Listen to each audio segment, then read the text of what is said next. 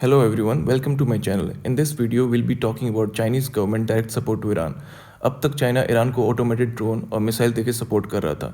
इसको हम direct support नहीं बोल सकते, पर अब चाइना ने एक्सप्लिसिटली कहा है वो ईरान के साथ और इस वॉर में ईरान का पूरी तरीके से सपोर्ट करेगा। It is the 6th day of war between Iran and Israel and America, जिसमें ईरान अपने आप को स्ट्रांगली डिफेंड कर रहा है, जिसमें ईरान ने यूएस और इसराइल की एक्सपेक्टेशन पे पानी फेर दिया है। Chinese spokesperson Mao Ning lucidly said that Operation Epic Fury, which was initiated by Israel and USA, is a violation of international law. और उसने बोला है कि ईरान एक सॉवरेन कंट्री है और उसके लीडर को मानना डेथ ऑफ ग्लोबल डिग्निटी है। चाइनीज़ गवर्नमेंट ऑफिशियल्स लगातार ईरान की गवर्नमेंट से बात कर रहे हैं और वॉर की सिचुएशन को क्लोजली ऑब्जर्व कर रहे हैं। सबसे ज़्यादा ईरान का सपोर्ट जिस देश ने किया वो है चाइना। ईरान को चीप ड्रोन्स और मिसाइल सप्लाई करना, वो भी बिल्कुल नॉमिनल प्राइस में, जिससे ईरान अपने आप को इस वॉर में डिफेंड कर सकता है और इसराइल पर काउंटर स्ट्राइक कर सकता है। ये वॉर जितना ज़्यादा दिन चलेगा उतना ईरान का फ़ायदा है और अमेरिका का नुकसान। अमेरिका और इसराइल को प्रतिदिन मिलियंस ऑफ डॉलर का नुकसान हो रहा है। जितने दिन ईरान इस वॉर में टिका रहेगा उतना ईरान का फ़ायदा होगा।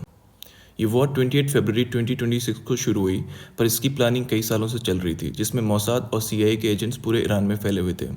उस वजह से इसराइल और अमेरिका का जॉइंट ऑपरेशन एपिक फ्यूरी सफल हुआ और ईरानियन गवर्नमेंट डिस्टेबलाइज हो गई। ऑपरेशन एपिक फ्यूरी के बाद अमेरिका और इसराइल को लगा कि वो अब ईरान में अपनी गवर्नमेंट को स्टेबलिश कर सकते हैं, पर हुआ इसका उल्टा। ईरान की मिलिट्री ने काउंटर अटैक किया इसराइल और अमेरिकी एयर बेसिस पर, जिसमें यूएस और इसराइल का बहुत बड़ा नुकसान हुआ। ईरान में जब इस्लामिक रेवोल्यूशन हुआ उसके बाद ईरान ने अमेरिका से अपने डिप्लोमेटिक रिलेशंस तोड़ दिए, जिससे अमेरिका और ईरान एक दूसरे के दुश्मन बन गए। पर इसराइल का मोटिव कुछ अलग है। अगर ईरान कॉन्स्टेंटली हमास और हिजबुल्लाह को सपोर्ट करेगा उतना ही खतरा है इसराइल के लिए। इसलिए इसराइल ईरान की गवर्नमेंट को डिस्टेबलाइज करना चाहता है और उसमें वो सफल भी हुआ। अब हम बात करेंगे इंडिया के रोल के बारे में कि इंडिया को किसको सपोर्ट करना चाहिए, ईरान को या फिर इसराइल और अमेरिका।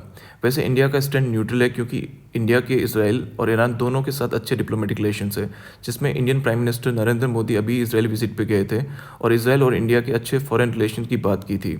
इस वजह से इंडिया का स्टैंड न्यूट्रल है। At last we have to understand that war is not the solution, it is a mass destruction, और इससे उभरने में कई साल लग जाते हैं और इनोसेंट सिविलियंस को अपनी जान गंवानी पड़ती है। Share your opinion in the comment box and you can subscribe my channel.